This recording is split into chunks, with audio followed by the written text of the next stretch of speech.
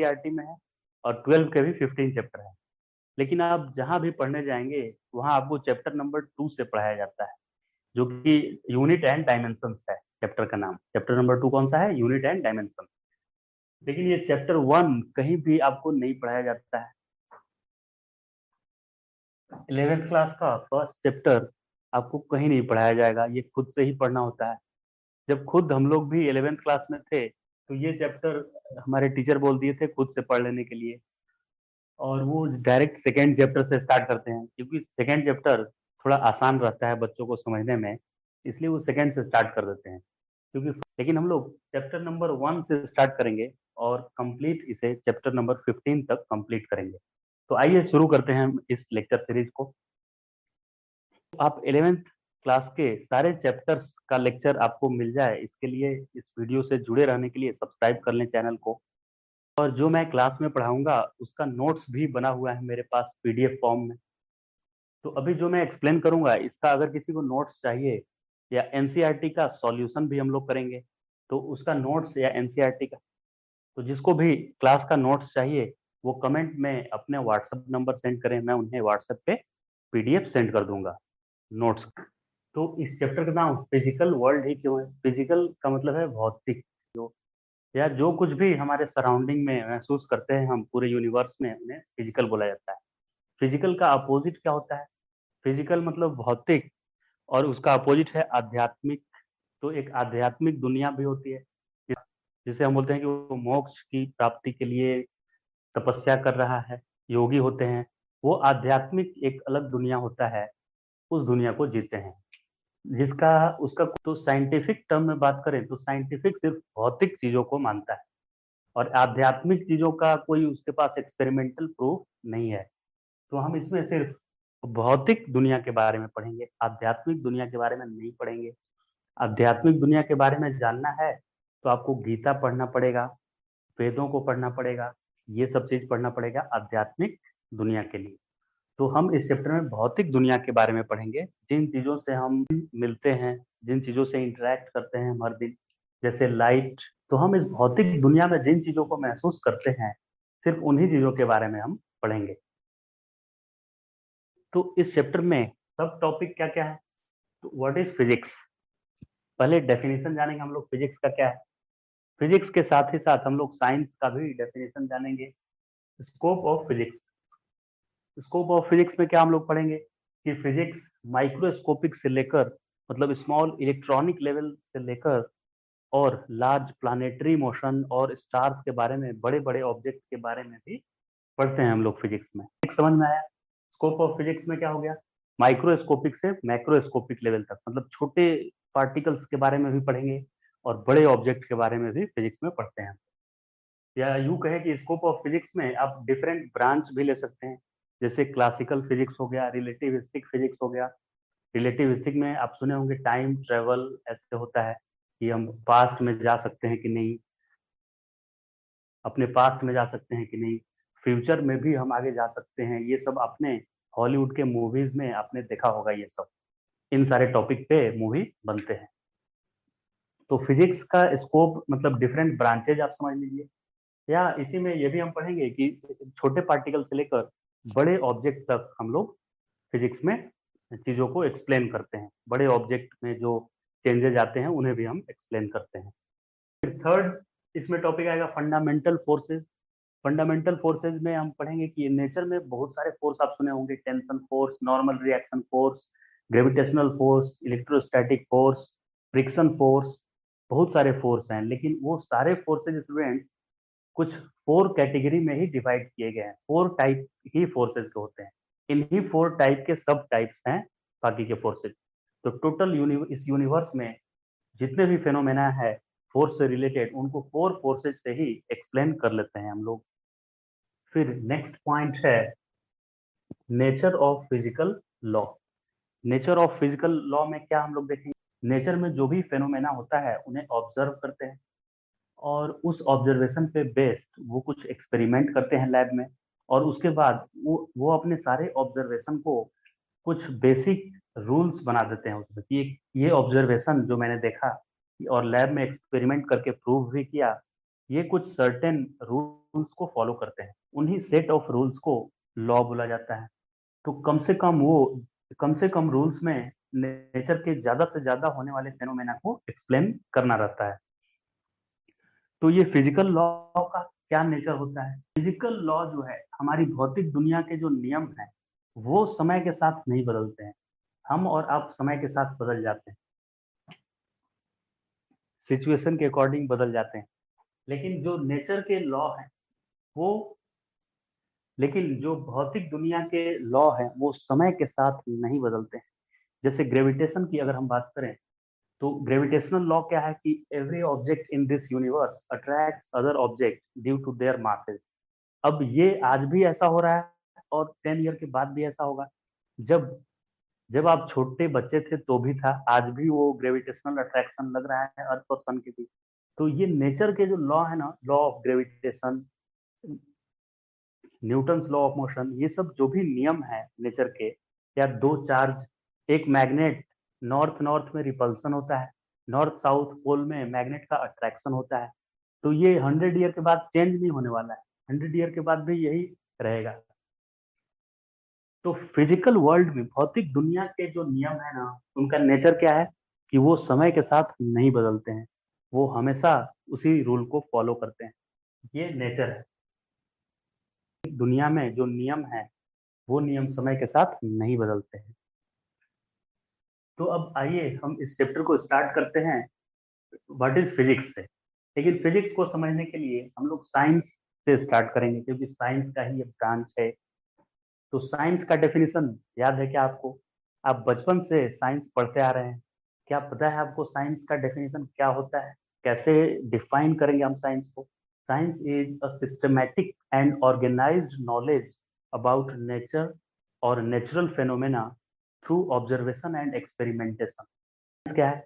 जो हमारे नेचर में फेनोमेना हो रहा है, हमारे आसपास जो घटनाएं हो रही हैं, उनका हम ऑब्जर्वेशन करते हैं और उस ऑब्जर्वेशन को एक ऑर्गेनाइज्ड मैनर में, जो कि एक्सपेरिमेंटेड है, जो कि एक्सपेरिमेंटली प्रूव्ड है। हमारे कोर्स ऑफ स्टडी में जो साइंस है वो कौन सा साइंस है? तो नेचर में हो रही घटनाओं का सिस्टमैटिक एंड ऑर्गेनाइज्ड नॉलेज ही क्या है? साइंस है। जैसे कि हमें एलिमेंट्स के बारे में केमिस्ट्री में ऑर्गेनाइज्ड नॉलेज है कि कितने एलिमेंट्स हैं, उनके स्ट्रक्चर क्या हैं, वो सब ऑर्गेनाइज्ड है। प्लानेटरी मोशन कैसे होते हैं, फोर्स क्या होता है, ये सारे चीज का ऑर्गेनाइज्ड नॉलेज है। रेनबो फॉर्मेशन कैसे, स्काई ब्लू क्यों है, और सनसेट के टाइम में रेडिश कलर क्यों होता है सन का, ये सब चीजों का हमारे पास सिस्टमैटिक एंड प्रूव्ड नॉलेज है। तो सिस्टमैटिक और organised knowledge of anything is called science. और यहाँ एनीथिंग मतलब हमारे कोर्स ऑफ स्टडी के लिए systematic and organised knowledge of natural phenomena होगा, right? Science is divided in two categories, biological science and physical science. Biological science is that branch of science in which we study about living things.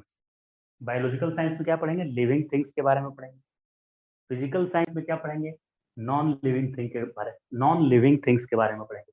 इसमें living things के बारे में पढ़ा जाएगा, इसमें non living things के बारे में पढ़ा जाएगा। अब बायोलॉजिकल को भी दो कैटेगरी में डिवाइड, बोटनी और जूलॉजी। बोटनी में क्या पढ़ते हैं? प्लांट्स के बारे में। प्लांट और एनिमल्स भी लिविंग थिंग्स हैं। तो प्लांट के स्टडी को बॉटनी में पढ़ा जाता है और एनिमल्स के स्टडी को जूलॉजी में पढ़ा जाता है। नॉन लिविंग थिंग्स हैं, उनके स्टडी को फिजिकल साइंस बोलते हैं। फिजिकल साइंस को भी दो कैटेगरी में डिवाइड किया गया, केमिस्ट्री और फिजिक्स। तो केमिस्ट्री में हम लोग क्या पढ़ते हैं? मैटर के बारे में पढ़ते हैं, उनके स्ट्रक्चर के बारे में पढ़ते हैं। जैसे वाटर, देखिए वाटर के बारे में पढ़ेंगे, वो कैसे बना हुआ है। H2O मॉलिक्यूल्स होते हैं, मॉलिक्यूल्स के अंदर एटम्स होते हैं। तो केमिस्ट्री में क्या पढ़ाया जाता है? ये भी नॉन लिविंग, और फिजिक्स भी नॉन लिविंग थिंग्स के बारे में पढ़ाया जाता है। तो ये नॉन लिविंग थिंग्स में क्या पढ़ाया जाता है? मैटर के structure, their composition and how they react with other matter, मतलब केमिकल रिएक्शन, उनके बारे में पढ़ा जाता है। अब केमिस्ट्री को फर्दर 3 कैटेगरी में डिवाइड किया गया, फिजिकल, ऑर्गेनिक और इनऑर्गेनिक केमिस्ट्री। फिजिकल केमिस्ट्री में हम लोग मैटर और उसके स्ट्रक्चर के बारे में पढ़ते हैं, एटॉमिक स्ट्रक्चर पढ़ते हैं, कैसे एटम एक एटम से बॉन्ड बनाकर वो मॉलिक्यूल फॉर्म करते हैं, केमिकल बॉन्डिंग के बारे में पढ़ते हैं। ऑर्गेनिक में क्या पढ़ते हैं? ऑर्गेनिक में ओनली ऑर्गेनिक में हम लोग सिर्फ उन मॉलिक्यूल्स को पढ़ते हैं जिनमें कार्बन होता है। जो भी मॉलिक्यूल्स पढ़ेंगे हम लोग ऑर्गेनिक में, उनमें कार्बन रहना कंपलसरी है। और इनऑर्गेनिक में उन मॉलिक्यूल्स के बारे में सिर्फ पढ़ते हैं जिनमें कार्बन नहीं हो, उन्हें इनऑर्गेनिक केमिस्ट्री में पढ़ा जाता है। Branch of science in which we study about laws of nature. हमारे नेचर में जो फिनोमेना हो रहा है वो कौन से लॉ उसको गवर्न करते हैं, वो लॉज कौन कौन से हैं, उन लॉ के बारे में हम लोग पढ़ते हैं। और उन लॉ से नेचर में होने वाले वेरियस फेनोमेना का एक्सप्लेनेशन करते हैं हम लोग। तो फिजिक्स क्या हो गया? नेचर में, हमारे नेचर में जो भी घटनाएं हो रही हैं वो कौन से लॉ पे बेस्ड हैं। जैसे प्लैनेट्स सन के अराउंड रिवॉल्व कर रहे हैं तो उनमें ग्रेविटेशन का लॉ इन्वॉल्व है। रेनबो फॉर्मेशन हो रहा है उसमें लाइट का लॉ इन्वॉल्व है। लाइट से रिलेटेड हम लोग कुछ लॉज पढ़ेंगे जो नेचर में हो रहे घटनाओं का देंगे।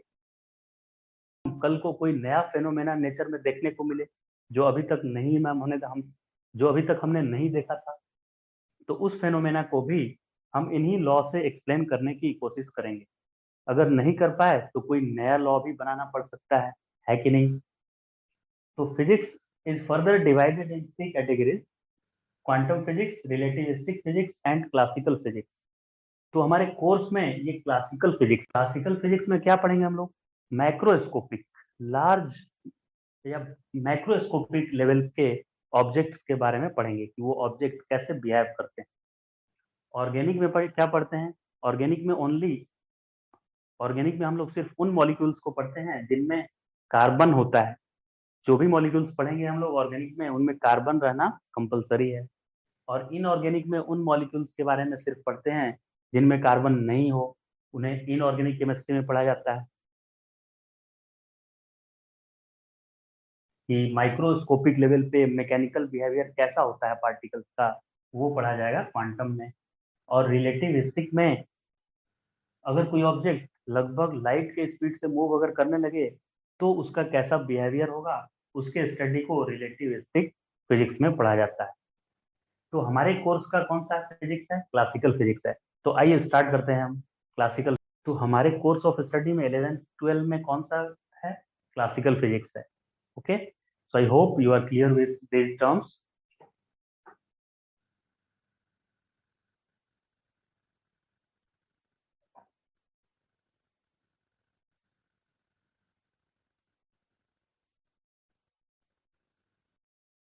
So students, in mechanics we study about rest and motion of object with cause and without cause. Means when we study about rest and motion state of any object without cause, then we say it as kinematics. So mechanics has also two branch, kinematics and dynamics. In kinematics we study about rest and motion state of object without cause of motion. मतलब वो object क्यों move कर रहा है उसका cause नहीं पढ़ते हैं, बस वो मूव कर रहा है तो उसकी वेलोसिटी इतनी है, एक्सेलरेशन इतनी है, ये सब चीजें हम लोग पढ़ते हैं। और जब कॉज पढ़ेंगे तो उसमें फोर्सेस के बारे में पढ़ेंगे कि फोर्स कौन लगा रहा है, और फोर्स से रिलेटेड टर्म्स पढ़ेंगे। तो मैकेनिक्स में बेसिकली हम लोग क्या पढ़ते हैं? रेस्ट एंड मोशन के बारे में पढ़ते हैं ऑब्जेक्ट का, और वो कॉज भी पढ़ते हैं कि क्यों कोई ऑब्जेक्ट मूव कर रहा है या क्यों कोई ऑब्जेक्ट इक्विलिब्रियम पोजिशन पे है। ये सारी चीजें पढ़ते हैं हम लोग। ऑप्टिक्स में लाइट से रिलेटेड फेनोमेना के बारे में पढ़ते हैं। विजिबल लाइट से रिलेटेड फेनोमेना के बारे में पढ़ते हैं ऑप्टिक्स में, जिसका कि वेवलेंथ 400 नैनोमीटर से 700 नैनोमीटर होता है, विजिबल लाइट का वेवलेंथ। डायनेमिक्स में हम लोग हीट और टेम्परेचर के बारे में पढ़ेंगे। हीट और टेम्परेचर में डिफरेंस सीखेंगे हम लोग थर्मोडायनेमिक्स में। और इस पे बेस्ड बहुत सारे इसके एप्लीकेशन है, जैसे रेफ्रिजरेटर कैसे काम करता है, एयर कंडीशनर कैसे काम करता है, ये सारी चीजें हम लोग थर्मोडायनेमिक्स में पढ़ेंगे। फिर आता है इलेक्ट्रोडायनेमिक्स में क्या पढ़ेंगे हम लोग? चार्जेस के बारे में पढ़ेंगे, मैग्नेटिक फील्ड के बारे में, मैग्नेट और करंट, चार्ज, इन सारे चीजों के बारे में इलेक्ट्रोडायनेमिक्स में पढ़ेंगे। मॉडर्न फिजिक्स में हम लोग एटम्स, न्यूक्लियस, सेमीकंडक्टर डिवाइसेस जिसका कि आपका मोबाइल का माइक्रोचिप भी बना हुआ है सेमीकंडक्टर का, उन सारे डिवाइसेज के बारे में पढ़ेंगे कि वो कैसे वर्क करते हैं। तो ये मॉडर्न फिजिक्स का पार्ट हो गया। तो अब आइए, हमने ये फर्स्ट क्वेश्चन पढ़ लिया, व्हाट इज फिजिक्स। तो physics is study of nature of natural phenomena through observation and experimentation, and in we study about natural laws and we try to explain various phenomena which is happening around us, and we try to explain that phenomena based on that physical laws.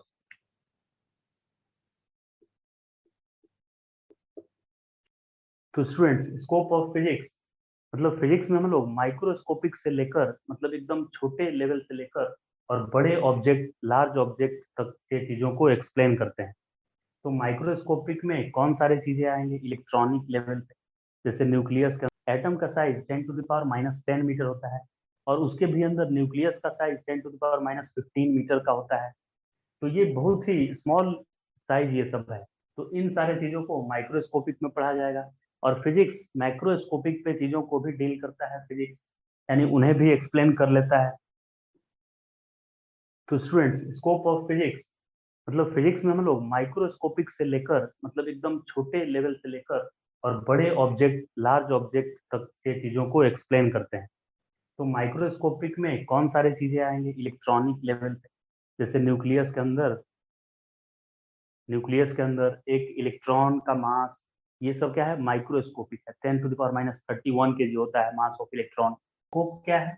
Microscopic से लेकर macroscopic तक है। तो इसमें exam में question कैसे आते हैं? ये रेंज पूछते हैं कि मास का रेंज मतलब कितने मास तक हम लोगों ने अब तक हमारे पास डेटा, मिनिमम मास और कितने मैक्सिमम मास के बारे में हम लोग एक्सप्लेन कर सकते हैं अभी तक के ऑब्जर्वेशन या एक्सपेरिमेंट से, या अभी तक जो लॉज बने हैं फिजिक्स में उनसे कितने छोटे से छोटे लेवल तक चीजों को हम लोग एक्सप्लेन कर सकते हैं और कितने बड़े स्केल पे हम लोग चीजों को एक्सप्लेन कर सकते हैं। तो मास का रेंज है 10⁻31 kg से लेकर 10⁻55 kg तक। मतलब इतने छोटे से मास के से रिलेटेड फेनोमेना भी हम लोग एक्सप्लेन कर लिए हैं, और इतने बड़े लार्ज मास के बारे में भी हम लोग फिजिक्स में लॉज बना चुके हैं। टाइम का रेंज क्या है? 10⁻22 सेकेंड से 10⁻18 सेकेंड। मतलब यानी कि हमें अब तक जितने भी टाइम से रिलेटेड फेनोमेना है, वो सारे फेनोमेना का नॉलेज कितने, कम से कम 10⁻22 सेकेंड तक के बारे में रहता है हम लोग को पता, और मैक्सिमम 10⁻18 सेकेंड के बारे में इंफॉर्मेशन है। वैसे ही लेंथ का रेंज है 10⁻14 मीटर से लेकर और 10⁻26 मीटर तक के रेंज के इतने डिस्टेंस तक के चीजों को एक्सप्लेन करने के लिए फिजिक्स में लॉज बन चुके हैं। तो फिजिक्स का स्कोप में अगर हम लोग देखें, फिजिक्स का स्कोप तो माइक्रोस्कोपिक लेवल तक बात करें तो मास, लेंथ और टाइम, इनका मास, लेंथ और टाइम, इनके बारे में फिजिक्स में आपको इतने छोटे से मास, इतने छोटे से टाइम और इतने छोटे से लेंथ के बारे में ये माइक्रोस्कोपिक लेवल एक्सप्लेन कर लेता है। माइक्रोस्कोपिक फिजिक्स का जो ब्रांच है उनमें लॉज हैं जो इन सारे चीजों को एक्सप्लेन कर लेते हैं इतने स्मॉल स्केल पे। वैसे ही मैक्रोस्कोप में हम लोग इतने बड़े स्केल पे ऑब्जेक्ट के मास, टाइम और लेंथ से रिलेटेड फेनोमेना को एक्सप्लेन कर सकते हैं। तो फिजिक्स का स्कोप देखा आपने, कितने छोटे स्केल से लेकर और कितने बड़े स्केल तक फिजिक्स में चीजों को एक्सप्लेन करने की एबिलिटी है। स्टूडेंट, अब हम थर्ड टॉपिक स्टार्ट करते हैं, फंडामेंटल फोर्सेज। फंडामेंटल फोर्सेज, इस नेचर में फंडामेंटल फोर्सेज कौन कौन से हैं? जैसे अगर हम बहुत सारे फोर्सेज की बात करते हैं, जैसे आप friction force, tension force, normal reaction force, ये सारे फोर्सेज को आप जानते होंगे। क्या वे फंडामेंटल फोर्सेज हैं? नहीं है। फंडामेंटल फोर्सेज कौन कौन से हैं? Gravitational force, week nuclear force, electromagnetic force and strong nuclear force. ये चार ही फंडामेंटल फोर्स है नेचर के। बाकी के जितने भी आप फोर्सेज के नाम जानते हैं वो इन्हीं फोर फोर्सेज के कैटेगरी में आ जाएंगे। जैसे आपने बोला फ्रिक्शन फोर्स, तो वो इलेक्ट्रोमैग्नेटिक नेचर का होता है फ्रिक्शन फोर्स। जब हम फ्रिक्शन पढ़ेंगे तो उस चैप्टर में आपको समझाऊंगा ये। वैसे ही टेंशन फोर्स, जो रोप में एक रस्सी को आप खींचते हैं तो वो टाइट होता है, तो वो रस्सी में जो फोर्स लगता है वो भी इलेक्ट्रोमैग्नेटिक नेचर का होता है। वैसे ही जैसे सन और अर्थ के बीच जो फोर्स लग रहा है वो ग्रेविटेशनल फोर्स है। में मतलब इस नेचर में जितने भी फोर्सेस हैं वो इन्हीं 4 कैटेगरी में डिवाइड किए जा सकते हैं। तो टोटल फंडामेंटल फोर्सेस कितने हुए? 4 ही फंडामेंटल फोर्स हुए। आज से आप लोग जो भी फोर्स के बारे में पढ़ेंगे कभी फिजिक्स में या कहीं भी सुनेंगे फोर्स के बारे में नाम, तो आप मन में सोचिएगा कि इन चारों फोर्स में से कौन से कैटेगरी में वो आएगा। जैसे मैंने आपको बोला टेंशन फोर्स, तो एक रस्सी को जो आप जब आप ऐसे टाइट करते हैं, खींचते हैं दोनों तरफ से, तो वो रस्सी में जो टेंशन फोर्स आता है वो इनमें से कौन से कैटेगरी में जाएगा? इसमें जाएगा, इलेक्ट्रोमैग्नेटिक फोर्स में। अच्छा बताइए मुझे, इस मार्कर को मैं अगर ड्रॉप कर दूं तो ये नीचे गिरेगा, तो इस पे एक फोर्स नीचे की तरफ लग रहा है, तो वो फोर्स कौन सा फोर्स होता है? ग्रेविटेशनल फोर्स होता है। तो जितने भी फोर्सेज हैं ना नेचर में वो इन्हीं 4 टाइप में डिवाइड किए जा सकते हैं। अब आइए वन बाय वन हम सबके बारे में पढ़ते हैं। ग्रेविटेशनल फोर्स क्या होता है? तो every object in universe attracts other object due to their masses, and that force which is caused by masses is named as gravitational force।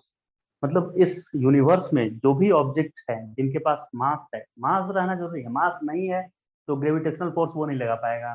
तो जिस ऑब्जेक्ट के पास भी मास है वो दूसरे ऑब्जेक्ट पे फोर्स लगाता है, और ये हमेशा अट्रैक्टिव होता है, ये रिपल्सिव नहीं होता है, हमेशा अट्रैक्ट ही करता है। कोई मास दूसरे मास को रिपेल नहीं कर सकता है। और क्या इसका नेचर है कि ये मीडियम से इंडिपेंडेंट होता है। जैसे आपको दो मैग्नेट में दूं तो वो एयर में रहेगा तो ज्यादा अट्रैक्ट करेगा ऐसे, और इसके बीच में अगर आप अपने नोटबुक को रख देंगे तो ये मैग्नेट में कम अट्रैक्शन हो जाएगा। यानी कि मैग्नेटिक फोर्स मीडियम पे डिपेंड कर रहा है, लेकिन ये मीडियम पे डिपेंड नहीं करता है ये फोर्स। फिर और क्या है इसकी प्रॉपर्टी, ये और क्या है इस फोर्स, और क्या है इस फोर्स का नेचर? तो ये इसका रेंज बहुत ज्यादा होता है, ये छोटे से स्केल से लेकर बड़े डिस्टेंस तक भी लगता है। ये स्टार और आपके बीच भी लग रहा है, अर्थ के बीच भी लग रहा है, सन और अर्थ के बीच, मून अर्थ के बीच लग रहा है। तो इसका रेंज क्या है? इनफाइनाइट है इसका रेंज। समझ गए ना ग्रेविटेशनल फोर्स के बारे में? अब वीक न्यूक्लियर फोर्स क्या होता है देखिए। ये वीक और स्ट्रॉन्ग न्यूक्लियर फोर्स कहीं भी नहीं पढ़ाया जाता है। आपको सिर्फ बता दिया जाएगा कि वीक न्यूक्लियर फोर्स कोर्स में नहीं है, हमारे कोर्स में खाली इलेक्ट्रोमैग्नेटिक फोर्स है हमारे कोर्स में। और इसके बारे में और इसके बारे में बताया जाता है, इन दोनों के बारे में नहीं बताया जाता है। क्या बस मुश्किल से एक लाइन बता दिया जाता है कि weak nuclear force radioactive decay में होता है ये। लेकिन ये क्या होता है, कौन लगाता है ये फोर्स, मास के कारण लगता है, चार्ज के कारण लगता है, क्या होता है, ये सब नहीं बताया जाता है। वैसे ही स्ट्रॉन्ग न्यूक्लियर फोर्स क्या होता है इसके बारे में भी बहुत ज्यादा इंफॉर्मेशन बुक्स में नहीं मिलते हैं। तो आइए हम लोग इन सब चीजों के बारे में भी पढ़ते हैं। तो पहले ये तो मेरा फर्स्ट कंप्लीट हो गया, फर्स्ट। तो ये फर्स्ट तो हमने कर लिया ग्रेविटेशनल फोर्स के बारे में। अब इलेक्ट्रोमैग्नेटिक फोर्स के बारे में बात करते हैं क्या है। अब मैंने इस ऑर्डर में ही क्यों लिखा है, ग्रेविटेशनल के बाद वीक न्यूक्लियर क्यों लिख दिया है? क्योंकि ये इंक्रीजिंग ऑर्डर में अरेंज किया हुआ है। मतलब ये सबसे वीकेस्ट फोर्स होता है, उसके बाद ये होता है, और इससे स्ट्रॉन्गर ये होता है, सबसे स्ट्रॉन्गेस्ट ये फोर्स होता है। इसलिए मैंने स्ट्रेंथ के ऑर्डर में अरेंज करके लिखा हुआ है। ओके। अब इलेक्ट्रोमैग्नेटिक फोर्स के बारे में, ये भी फोर्स पहले हम फर्स्ट और थर्ड के बारे में क्यों पढ़ रहे हैं पहले? क्योंकि फर्स्ट और थर्ड के बारे में आप पहले से, तो लाइक चार्जेज में रिपल्सन होता है, जैसे प्लस प्लस इनको लाइक चार्जेज बोलेंगे। तो लाइक चार्जेज में प्लस प्लस में रिपल्सन होगा, और अनलाइक चार्जेज में क्या होता है, अट्रैक्शन होता है। तो ये लाइक चार्जेज में रिपल्सन का एग्जांपल कैसे समझेंगे? जैसे ऑटो मान लीजिए है, उसमें 3 लोगों के बैठने के लिए पीछे जगह रहता है ऑटो में। तो 3 लोग बैठे हुए हैं, 3 लड़के बैठे हुए हैं अगर, और उधर से कोई लड़का ही आता है फोर्थ, तो वो लड़के क्या बोलते हैं कि नहीं नहीं ऑटो में जगह नहीं है, 3 ही का जगह है, एक और के लिए जगह नहीं है इसमें, और उसको रिपेल करते हैं, मतलब नहीं बैठने देते हैं पीछे। लेकिन अगर एक कुछ ही समय के बाद अगर एक सुंदर कन्या वहां पे आ जाती है और वो ऑटो का इंतजार कर रही होती है, तो ये तीनों एकदम साइड हो जाएंगे और बोलेंगे एकदम जगह है यहाँ पे। यानी कि अपोजिट नेचर में अपोजिट नेचर में, पॉजिटिव और नेगेटिव में अट्रैक्शन होता है। और लाइक चार्जेस जैसे प्लस है तो प्लस वाले को ही रिपेल करता है। तो वैसे ही मैग्नेट के साथ भी है। नॉर्थ पोल को पसंद नहीं करता है, वो उसके पास नहीं आना चाहता है। और नॉर्थ नॉर्थ इसीलिए नॉर्थ नॉर्थ में रिपल्सन होता है, और नॉर्थ साउथ में अट्रैक्शन होता है, क्योंकि दोनों अपोजिट नेचर का है। तो ये इलेक्ट्रोमैग्नेटिक है ना, ये अट्रैक्टिव रिपल्सिव दोनों हो सकता है। ये क्या था, ये ग्रेविटेशनल क्या था, ओनली अट्रैक्टिव था। ये अट्रैक्टिव भी हो सकता है, इलेक्ट्रोस्टैटिक और ग्रेविटेश इलेक्ट्रोस्टैटिक और मैग्नेटिक, और रिपल्सिव भी हो सकता है, दोनों हो सकता है। और इसका भी रेंज इनफाइनाइट है, ये बहुत ज्यादा डिस्टेंस पे भी लगता है। तो आप बोलेंगे सर मैं तो मैग्नेट को यहाँ रखता हूँ तो लगता है, यहाँ रखने से नहीं लगता है। तो वो मैग्नेट का स्ट्रेंथ कम है उतना, ये इतने ही दूर तक फोर्स, इफेक्टिव फोर्स लगा लेता है, यहाँ भी लगाता है लेकिन वो उतना इफेक्टिव नहीं रहता है कि दूसरे को पुल कर सके, दूसरे ऑब्जेक्ट को पुल या पुश कर सके, उतना स्ट्रांग नहीं रहता है। अगर आप लार्ज मैग्नेट लाएंगे तो वो ज्यादा दूर तक भी लगने लगेगा। तो इसका रेंज क्या है, इनफाइनाइट है इसका रेंज। अब आते हैं हम लोग,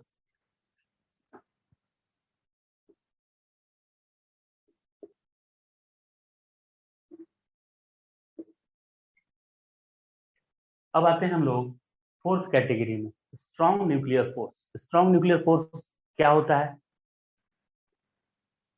स्ट्रॉन्ग न्यूक्लियर फोर्स क्या होता है, आइए देखते हैं।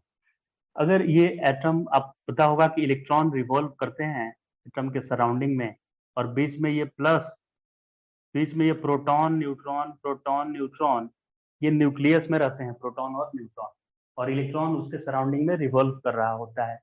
ये हर एक एटम में होते हैं। एटम क्या है, ये पूरा यूनिवर्स में जो भी मटेरियल आप देख रहे हैं, मैटर, जिसे जो स्पेस ऑक्यूपाई कर रहा है, कुछ जिसका कुछ मास है, वो सारे ही मैटर इस एटम से ही मिलकर बने हुए हैं। तो एटम के अंदर होता क्या है, वही प्रोटॉन न्यूट्रॉन न्यूक्लियस में होते हैं, और इलेक्ट्रॉन रिवॉल्व कर रहा होता है उसके अंदर। ये मार्कर भी, इसके आप टुकड़े करेंगे तो सबसे स्मॉलेस्ट टुकड़ा, एक टुकड़ा अगर ऐसे से करते जाइए, करते सबसे छोटा मिलेगा, सबसे लास्ट में उसका नाम एटम होगा। एटम से पहले क्या मिलेगा, मॉलिक्यूल मिलेगा उससे पहले, और मॉलिक्यूल के अंदर भी क्या होगा, एटम होगा। अब वो एटम के अंदर सेंटर में न्यूक्लियस, सेंटर एटम के अंदर एक जगह न्यूक्लियस में प्रोटॉन न्यूट्रॉन रहते हैं बैठे हुए, और इलेक्ट्रॉन रिवॉल्व करता है उसकी चारों तरफ। प्रोटॉन पे होता है पॉजिटिव चार्ज, इलेक्ट्रॉन पे होता है नेगेटिव चार्ज, और न्यूट्रॉन बेचारा न्यूट्रल होता है। तो इस न्यूक्लियस के अंदर ये कैसे रह पाते हैं, प्रोटॉन प्रोटॉन में तो रिपल्सन होना चाहिए, दोनों पॉजिटिव चार्ज है, और ये इलेक्ट्रॉन भी प्रोटॉन को अट्रैक्ट कर रहा है। तो इस प्रोटॉन को तो इलेक्ट्रॉन के पास चला जाना चाहिए, क्योंकि ये प्रोटॉन इसको, तो इस प्रोटॉन को इलेक्ट्रॉन के पास आना चाहिए, क्योंकि ये प्रोटॉन प्रोटॉन जो है, वो इस प्रोटॉन को, ये प्रोटॉन इस प्रोटॉन को धक्का दे रहा है, और ये इलेक्ट्रॉन अपने पास बुला रहा है। तो कुल मिला के इस प्रोटॉन को तो इलेक्ट्रॉन के पास आ जाना चाहिए, और न्यूट्रलाइज हो जाना चाहिए मिलकर, क्योंकि प्रोटॉन पे प्लस है, इलेक्ट्रॉन पे माइनस है। लेकिन ये प्रोटॉन कैसे रह लेता है न्यूक्लियस के अंदर, इसका मतलब कि ये इलेक्ट्रोस्टैटिक के अलावा भी कोई और फोर्स है जो कि इस प्रोटॉन प्रोटॉन को अट्रैक्ट करके बांध कर न्यूक्लियस के अंदर रखा है। उसी फोर्स को बोलते हैं स्ट्रॉन्ग न्यूक्लियर फोर्स। स्ट्रॉन्ग क्यों नाम है, क्योंकि ये इलेक्ट्रॉन इस प्रोटॉन को बुला रहा है कि मेरे पास आ जा। लेकिन ये प्रोटॉन प्रोटॉन में एक ऐसा अट्रैक्शन है जो इस इलेक्ट्रॉन प्रोटॉन के अट्रैक्शन से ज्यादा स्ट्रॉन्ग है, इसीलिए उसका नाम है स्ट्रॉन्ग न्यूक्लियर फोर्स। लेकिन ये स्ट्रॉन्ग न्यूक्लियर फोर्स है ना, शॉर्ट रेंज फोर्स है, ये सिर्फ न्यूक्लियस के अंदर ही लगता है। 10⁻⁻15 मीटर ये न्यूक्लियस का साइज है, इतने छोटे से रेंज में रहता है। मतलब न्यूक्लियस के अंदर प्रोटॉन प्रोटॉन है ना, तब उनके बीच लगेगा। अगर एक प्रोटॉन यहाँ है और दूसरा प्रोटॉन 1 मीटर के डिस्टेंस पे है, तो इन प्रोटॉन के बीच इलेक्ट्रोस्टैटिक फोर्स लगेगा, न्यूक्लियर नहीं लगेगा। न्यूक्लियर लगाने के लिए इनको 10⁻15 क्लोज लाना पड़ेगा, इतना क्लोज लाना पड़ेगा। ये स्ट्रॉन्ग न्यूक्लियर फोर्स है। तो स्ट्रॉन्ग न्यूक्लियर फोर्स नहीं होगा तो कोई भी न्यूक्लियस स्टेबल होगा ही नहीं। कोई न्यूक्लियस स्टेबल नहीं होगा तो एटम का फॉर्मेशन ही नहीं होगा। एटम नहीं होंगे तो मॉलिक्यूल्स नहीं होगा, मॉलिक्यूल्स नहीं होगा तो कुछ भी मैटर बनेगा ही नहीं, पानी भी नहीं रहेगा। तो पानी में भी तो हाइड्रोजन और ऑक्सीजन के दो एटम मिलकर और H2O के मॉलिक्यूल बनाते हैं। तो मॉलिक्यूल आएगा कहाँ से, पहले एटम का रहना जरूरी है, एटम रहेगा तभी तो मॉलिक्यूल बनेगा। और एटम के स्टेबिलिटी के लिए क्या चाहिए? न्यूक्लियर फोर्स चाहिए। तो न्यूक्लियर फोर्स होता है न्यूक्लियस के अंदर 10⁻⁻15 मीटर के रेंज में होता है। अब आप पूछेंगे सर ये न्यूक्लियर फोर्स अट्रैक्टिव होता है कि रिपल्सिव भी होता है? तो ये अट्रैक्टिव रिपल्सिव दोनों हो सकता है। एक सर्टेन रेंज तक वो अट्रैक्टिव रहता है और उससे एक सर्टेन रेंज से ज्यादा क्लोज कर देंगे तो वो रिपल्सिव नेचर का भी हो जाता है। तो it can be both attractive and repulsive. अब आइए वीक न्यूक्लियर की बात करते हैं। तो वीक न्यूक्लियर फोर्स कहाँ पे होता है? तो रेडियो एक्टिव डीके में जो कभी कभी बड़े न्यूक्लियस जो होते हैं, सबसे स्टेबल होता है आयरन का न्यूक्लियस, सबसे ज्यादा स्टेबल होता है। अब आयरन से जो बड़े न्यूक्लियस है ना, वो स्प्लिट होकर और आयरन आयरन का जितना नंबर ऑफ प्रोटॉन और इलेक्ट्रॉन है न्यूक्लियस के अंदर, उतना अपना मास नंबर बनाना चाहते हैं। और जो आयरन से छोटे वाले हैं वो ऐड होकर दो आपस में आयरन की तरफ जाना चाहते हैं, क्योंकि आयरन सबसे ज्यादा स्टेबल है। आयरन का न्यूक्लियस सबसे ज्यादा स्टेबल है। तो इस चक्कर में कुछ बड़े न्यूक्लियस स्टेबिलिटी गेन करने के लिए, स्टेबल होने के लिए अपने अंदर से कुछ पार्टिकल इमिट करते हैं, जिन पार्टिकल्स को alpha beta gamma, alpha particle beta particle बोलते हैं, और गामा रेडिएशन रेडिएट करते हैं।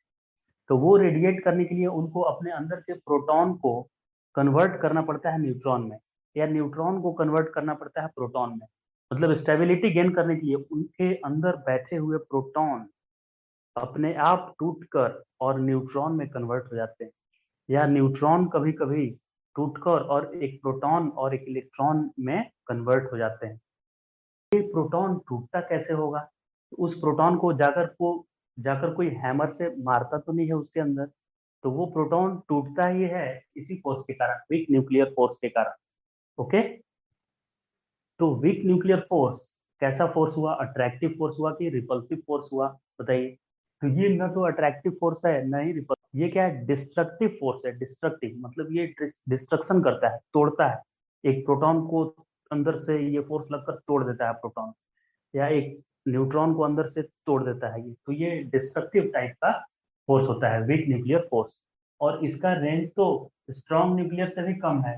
मतलब स्ट्रॉन्ग न्यूक्लियर 10⁻15 है, इसका 10⁻16 है, उससे भी कम है, प्रोटॉन से भी, स्ट्रॉन्ग न्यूक्लियर से भी कम रेंज का ये फोर्स है। तो आप जल्दी से मुझे एक बार बता दीजिए कि ग्रेविटेशनल फोर्स कैसा है? अट्रैक्टिव है कि रिपल्सिव है कि दोनों है? Only attractive. Very good. Week nuclear force क्या है? अट्रैक्टिव है कि रिपल्सिव है कि क्या है, कि दोनों हो सकता है? तो वीक न्यूक्लियर फोर्स न तो अट्रैक्टिव है ना रिपल्सिव है, ये क्या है? डिस्ट्रक्टिव फोर्स है। इलेक्ट्रोमैग्नेटिक फोर्स कैसा फोर्स है? सर ये अट्रैक्टिव भी हो सकता है, रिपल्सिव भी हो सकता है, क्योंकि नॉर्थ नॉर्थ पोल में रिपल्सन होगा, साउथ नॉर्थ पोल में अट्रैक्शन होगा। स्ट्रॉन्ग न्यूक्लियर फोर्स कैसा होता है? स्ट्रॉन्ग न्यूक्लियर फोर्स अट्रैक्टिव भी हो सकता है, रिपल्सिव भी हो सकता है। न्यूक्लियस के अंदर एक सर्टेन रेंज तक अट्रैक्टिव होता है, अब उस रेंज से और क्लोज कर देंगे तो रिपल्सिव भी हो सकता है। अच्छे से एक्सप्लेन कर रहा हूँ कि कैसे अट्रैक्टिव रिपल्सिव होता है। ये 1 और 2, ये इसका नेचुरल स्प्रिंग के जैसा स्प्रिंग मॉडल से समझते हैं, ये नेचुरल पोजीशन है इसका। अगर इससे थोड़ा ज्यादा डिस्टेंस आप करना चाहेंगे तो ये अपने नेचुरल पोजीशन पे आने के लिए अट्रैक्टिव जैसा हो जाएगा। और किसी सर्टेन रेंज से, मतलब नेचुरल रेंज से और क्लोज लाना चाहेंगे तो अपने नेचुरल, ये तो मोस्ट स्टेबल स्टेट है 1 और 2, इसीलिए तो वो फॉर्म हुआ है न्यूक्लियस। अब इससे कम रेंज करेंगे तो ये रिपेल करके अपने नेचुरल लेंथ पे आना चाहेगा। अगर ज्यादा बढ़ाएंगे इससे लेंथ तो अट्रैक्ट होकर नेचुरल लेंथ पे आना चाहेगा। तो ये अट्रैक्टिव रिपल्सिव दोनों होगा। अगर इसके डिस्टेंस को इतना से ज्यादा करेंगे तो अट्रैक्टिव, और क्लोज लाएंगे तो रिपल्सिव हो जाएगा। मतलब ये हमेशा कोशिश करेगा कि अपने नेचुरल लेंथ पे आ जाए। तो ये सारे फोर्सेज में इनको एक ऑर्डर में अरेंज करने के लिए एग्जाम में क्वेश्चन आता है, तो ये ऑलरेडी ऑर्डर में ही अरेंज है। तो सब इसमें से सबसे वीकेस्ट फोर्स कौन सा है? ग्रेविटेशनल फोर्स है। और इससे थोड़ा सा स्ट्रॉन्गर है वीक न्यूक्लियर फोर्स, इससे स्ट्रॉन्गर है इलेक्ट्रोमैग्नेटिक फोर्स, और सबसे स्ट्रॉन्गेस्ट फोर्स है strong nuclear force. Fourth part पे nature of physical laws. Physical laws का नेचर कैसा होता है? तो ये टाइम के साथ नहीं बदलता है। जैसे ग्रेविटेशन का लॉ आज आपने पढ़ा, तो 100 ईयर के बाद भी ग्रेविटेशन का लॉ रहेगा। सन और अर्थ के बीच अट्रैक्शन रहेगा। मून 100 ईयर के बाद भी अर्थ का रिवॉल्यूशन करते रहेगा, उनके बीच अट्रैक्शन फोर्स रहेगा ग्रेविटेशनल। ये समय के साथ नहीं बदलता है, do not change with time. और क्या नेचर होता है फिजिकल लॉ का? सेम एवरीवेयर, मतलब ये सिर्फ अर्थ पे ही हम लोग को, अर्थ हम लोग को अट्रैक्ट, सेम एवरीवेयर मतलब ये सिर्फ अर्थ पे ही हम लोग को, अर्थ हम लोग को अट्रैक्ट किए हुए है, तो अर्थ भी अट्रैक्टेड है, अर्थ को भी सन अट्रैक्ट किए हुए है, मून को अर्थ अट्रैक्ट किए हुए है। तो ये नेचर में सिर्फ एक ही जगह नहीं होता है, पूरे यूनिवर्स में ये ग्रेविटेशन का लॉ होगा। मतलब आप अगर अर्थ पे किसी ऑब्जेक्ट को ड्रॉप करेंगे तो भी ये नीचे आएगा, और मून पर जाकर भी ड्रॉप करेंगे तो नीचे जाएगा मून के ऊपर। लेकिन मून पे थोड़ा स्लो रेट से जाएगा, क्योंकि उसका मास कम है, तो वहाँ ग्रेविटेशनल अट्रैक्शन कम है। लेकिन हाँ, जिसके पास भी मास है वो ग्रेविटेशनल फोर्स से अट्रैक्ट जरूर करेगा। तो नेचर कैसा है फिजिकल लॉ का? फिजिकल लॉ यानी हमारे भौतिक दुनिया में जो नियम हैं, जिनसे हमारे भौतिक दुनिया की फेनोमेना होते, जिससे हम अपने भौतिक दुनिया में होने वाले फेनोमेना को एक्सप्लेन करते हैं, वो लॉ सभी जगह हैं यूनिवर्स में। ऐसा नहीं है कि इंडिया में ग्रेविटेशनल फोर्स है और दूसरे कंट्री में चले जाएंगे तो ग्रेविटेशनल फोर्स नहीं होगा, ऐसा नहीं है। सिमेट्री ऑफ लॉ, नेचर के लॉ में सिमेट्री देखने को मिलता है। जैसे जैसे हमने इलेक्ट्रोमैग्नेटिज्म में पढ़ा कि एक आयरन नेल के ऊपर अगर आप वायर ऐसे से वाइंडिंग कर देते हैं वायर का और उसमें करंट फ्लो करते हैं तो इलेक्ट्रोमैग्नेट बन जाता है, आप जानते होंगे ऐसे। तो इलेक्ट्रोमैग्नेट मतलब इलेक्ट्रिसिटी से आपने मैग्नेट बना दिया, राइट? इलेक्ट्रिसिटी मतलब फ्लो ऑफ चार्ज से मैग्नेट बना दिया।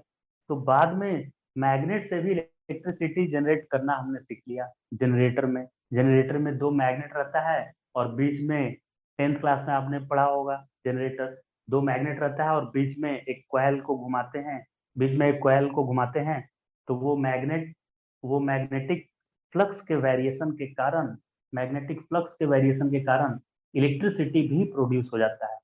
तो जैसे हम लोग इलेक्ट्रिसिटी से मैग्नेट बना लेते हैं, मैग्नेट, वैसे मैग्नेट से इलेक्ट्रिसिटी भी प्रोड्यूस कर देते हैं। तो नेचर में क्या देखा गया है? नेचर के लॉ में सिमेट्री देखा गया है। So students, I hope you understood all this concept. अब हम जब नेक्स्ट वीडियो बनाएंगे तो उसमें एनसीईआरटी के एक्सरसाइज में जितने भी क्वेश्चंस हैं उनके सॉल्यूशन आपको बताएंगे। स्टूडेंट्स, इस चैप्टर के टोटल 16 क्वेश्चन है एनसीईआरटी बुक में। कितने क्वेश्चन है? 16। आपको वो सारे 16 क्वेश्चन एक बार देखना है। नेक्स्ट वीडियो में मैं उन सारे 16 क्वेश्चन का सॉल्यूशन बनाऊंगा। अगर आज के क्लास में जो भी आपने पढ़ा इसका नोट्स चाहिए तो आप कमेंट बॉक्स में अपना व्हाट्सएप नंबर सेंड कीजिए, मैं आपको इसका नोट्स सेंड कर दूंगा व्हाट्सएप पे। और इस चैप्टर से रिलेटेड आपका अगर कुछ डाउट है तो कमेंट बॉक्स में अपने डाउट को भी पोस्ट कर दीजिए।